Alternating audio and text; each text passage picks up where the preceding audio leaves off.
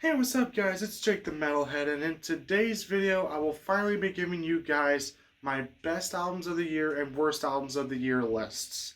I'm doing both of these in one video, so I'm just getting my torture out of the way and do my worst albums of the year list first. Yay. So, without further ado, unfortunately, let's get started with the number 4 spot and the worst albums of the year. Number 4. I'm absolutely cheating with this one. Um, this one I technically reviewed this year, but it came out last year. But yes, I reviewed it this year, so I'm still counting it because it's my list. Shut up. Number 4 is It Comes in Waves by the Acacia Strain. Yeah, this album is the epitome of disappointment. It started off really strong, and then by track 3 it just gets way too boring and doom metal for me. um I like crazier songs. I'm okay with doom metal, but I prefer like more crazier stuff, and that's what I got from a couple of other songs I looked up by these guys, and that's what I got from the first 3 tracks. But it just went on for way too long with the doom metal stuff for me. So, yeah. And also, this album was my jumping on point for these guys for trying to get into them. So, yeah, that's another disappointment. So, yeah, number 4 is It Comes in Waves by the Acacia Strain. Number 3. Alright, you know the list is going to get a lot worse if these guys are at the bottom of it. Number 3 is F8 by Five Finger Death Punch. I was easier on this album when it came out, but as I got time to like sit with it and stuff, it just became a little more disappointing. And also the fact that I can't remember shit from it. So yeah. I fell off with these guys plus this album once the music video for Living the Dream came out, which I'm not gonna get into it here, but look it up for yourself if you want to really see just how bad it got. Also, I absolutely called it when I said A Little Bit Off was going to be the next single that was released after the album. I say what you want about my old style. I absolutely called it with this single. I'm just saying. But yeah, this album ended up being a little more forgettable and disappointing. As I got time to sit with it. So yeah, number 3 is F8 by Five Finger Death Punch. Number 2. Number 2 really hurts because I was really hyped for this thing, and it ended up being a huge disappointment. Number 2 is Civi Pacem Parabellum by Seether.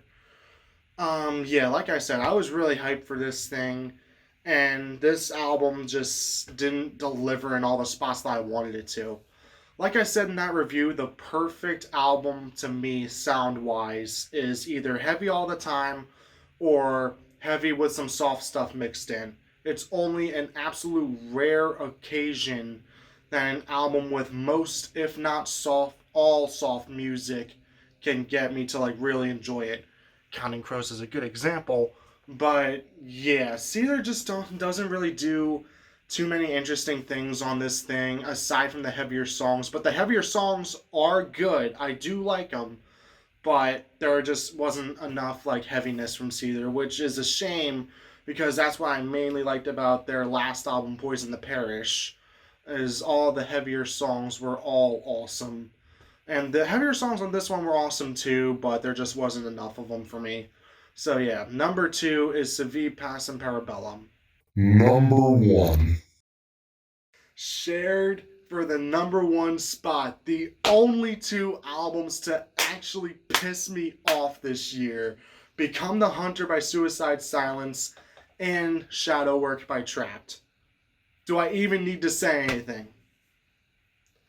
Alright, fine, yes. I'll speak my piece for those of you who are new here. By the way, for those of you who are new, hi, I hate the new Suicide Silence and Trapt albums. So Suicide Silence's new album is pretty much them backing into a corner and making a somehow worse version of You Can't Stop Me. This album is just absolutely underwhelming, and Eddie Hermita's screams get absolutely ear grating after 2 songs because he just screams way too high for way too long for my liking. And yeah, that plus a cringy deep cut that will get your skin crawling in the absolute worst way.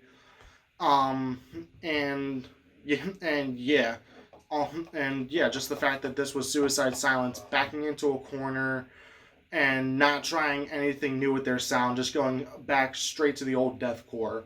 Like, say what you want about their self-titled, at least that tried to do some new stuff that was outside of their wheelhouse. This is just them not even trying, just making the same old deathcore. As for Trapped, you guys know all the jokes that I've been making. For those of you who have been following the channel for a while, y'all know all the jokes I've been making about this album. This was pretty much just boring and laughably bad and just absolute background noise for when I was mowing the lawn. As any Trapped album should be, because memes. But yeah, this was just uninspired, and yeah, both of these albums are trash, so they're tied at number 1. Number 1 is tied for Become the Hunter by Suicide Silence and Shadow Work by Trapped. So, with my torture out of the way, let's get straight into the best of the year list, starting with number 5. Number 5? Number 5 has gotta be Gasanova by Yung Gravy. This album was fun as shit. Gravy's got bars. Yes, the guest vocalists don't really add too much, but I think Gravy still delivers well enough to warrant a spot on the list. Yeah, this album was fun as shit.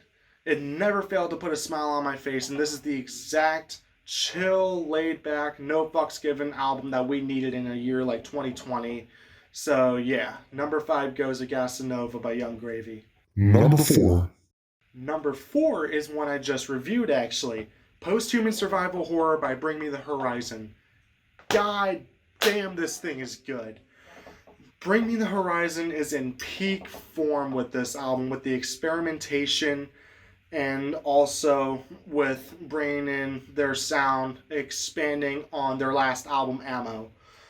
This album also managed to produce one of my favorite songs of the year, and I am still blasting Teardrops, and it's been out for months, which is an accomplishment with me since I'm always jumping back and forth between different music and all that stuff. So the fact that I can still come back to this song and be like, yeah, this is still a jam, is an absolute accomplishment for me. So yeah, number 4 is Post-Human Survival Horror by Bring Me the Horizon.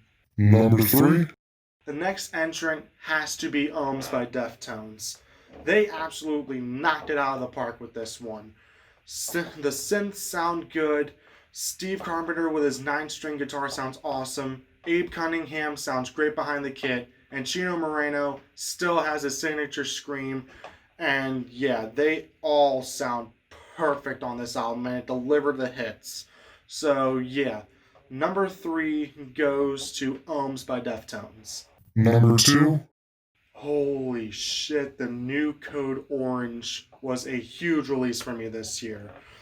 Their new drummer sounds good. Jamie Morgan sounded excellent on vocals for this album. The crazy electronic experimentation sounded really good on this thing. And this was just as weird and crazy as Forever, I would say. This was a huge release for me, and it delivered where I wanted it to, and I was absolutely satisfied with it.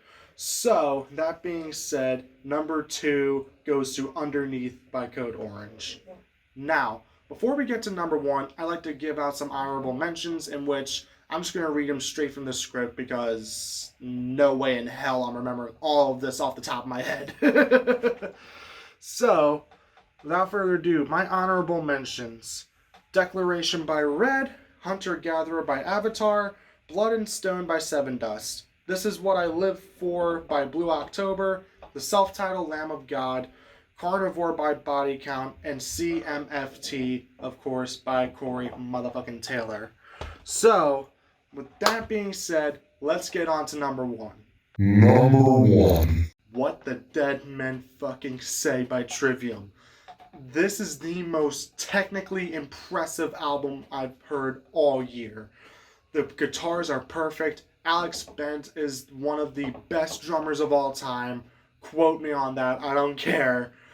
And Matt Heafy unleashes hell on this album. The song progressions are also really freaking good, and I cannot wait to see what these guys do next, as well as the rest of the list entrants and the honorable mentions. Oh no, not you guys. Not you, worst of the year entrants. Get the fuck back over there. Stay. Stay. Anyways, the best album of the year, in my opinion, is What the Dead Men Say by Trivium.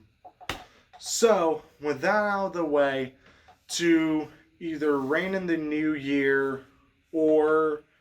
to reign in the new year, because I know this is coming out after New Year's. So, to reign in the new year, let's begin the new year of 2021 with a mosh. God in my mind, I'm just a misfit. Leave me to die, the world can fix it. Thought I was fine, but I'm sick. Is it just me? Or is That's it for me, guys. Huge shout out to my buddy Ryan for editing this thing. His channel will be in the description, as well as my Instagram, where I post video updates and updates for my bands Psycho Love and New Veins. Thank you to everybody who got involved with my videos this year, and I would love to hear your best and worst albums of the year in the comments section. Leave a like and subscribe for more videos coming soon, and click the bell icon so you don't miss an upload. Thank you guys so much for watching. Fuck 2020, and I will see you guys in the next one. Peace.